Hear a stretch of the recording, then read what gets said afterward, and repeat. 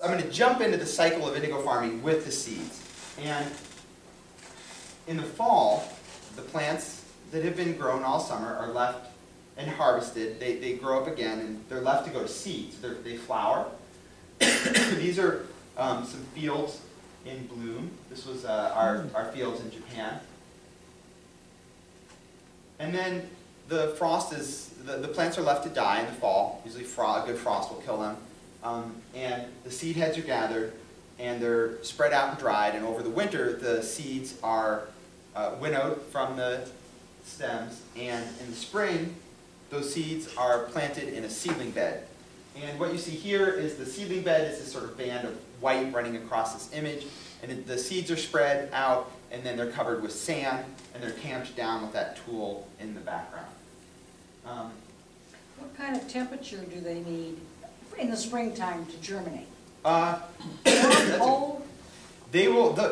They germinate relatively readily when the daytime temperatures, when your soil probably gets around 50, 55 degrees. So one of the challenges with this is if you just leave them out in the field, you will get volunteers from the seeds that are there over the winter. But usually, if you get a really warm day where we are, we've had really warm weather, things have started sprouting actually out in the field, but we'll get another freeze that'll kill them all. So you want to, I need to gather the seeds and save them. And then once the seedlings are about 6 to 8 inches tall, they're just pulled up, torn up from the seedling bed. They're not dug up or anything. And they're, excuse me, they're transplanted to the field.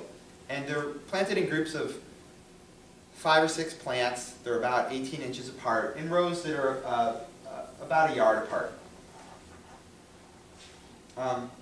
And I just want to let everyone know that I don't make my wife do all the work. That's my wife. That someone had to take a picture. But you get the sense that you can see from this that this is done by hand.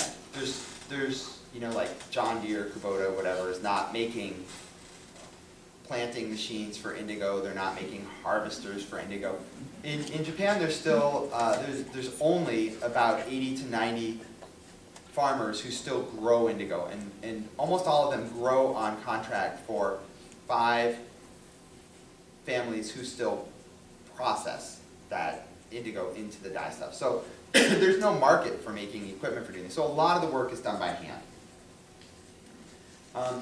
So once it's transplanted, then you cultivate between the rows to keep weeds down, so on and so forth. And when the plants get to be about waist height, they're ready for harvesting. And as you can see here in the foreground and on the left-hand side of this image, the plants have been cut and they're growing up again. You can get subsequent harvests from one planting. And then on the right, we're cutting plants that are full grown. Those plants are then spread out in the sun to dry. The ones on the left have just been spread out, so you can see they're still green. And the ones on the right, as the plants dry, the indigo, the indican, actually the precursor of indigo in the leaves, oxidizes and turns blue. So the plants that have been drying for a day and a half there on the right have turned blue. We'll see that up close. And you can see that the leaves contain the indigo, but the stems don't. You see how the leaves are blue, but the stems aren't. Now this is one type of indigo. There's indigo grown all throughout the world. This is just one type. And some of them actually have indigo in the stems as well, but this one doesn't. So the next trick is you need to get the stems separated from the leaves. How many weeks from germination till you can harvest? Think on that. Let's see.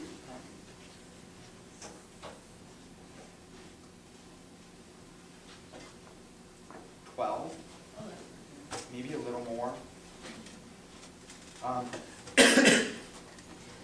The harvesting time is really actually kind of particular because after a certain point the plants stop producing leaves and they start producing more stem.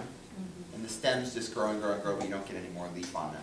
The plant reminds me of basil. Yeah, it's actually... I thought we were looking at basil when he had that up there to begin with. Yeah, it's a polygonum actually. So basil has opposed leaves, and this is noded, and then there's one leaf here and one leaf here further up on the stem instead of having 2 symmetrically opposed. And you want to harvest when you sort of have the greatest amount of leaf with the least amount of stem, because it saves you a lot of work. But it's a member of the buckwheat family, and for those of you who are interested in plants, maybe you know smartweed or knotweed, which grows all over the place. You can go to probably any vacant lot around here and find it growing. It's a very close relative of that. So a lot of people mistake it. But this is that grows much taller.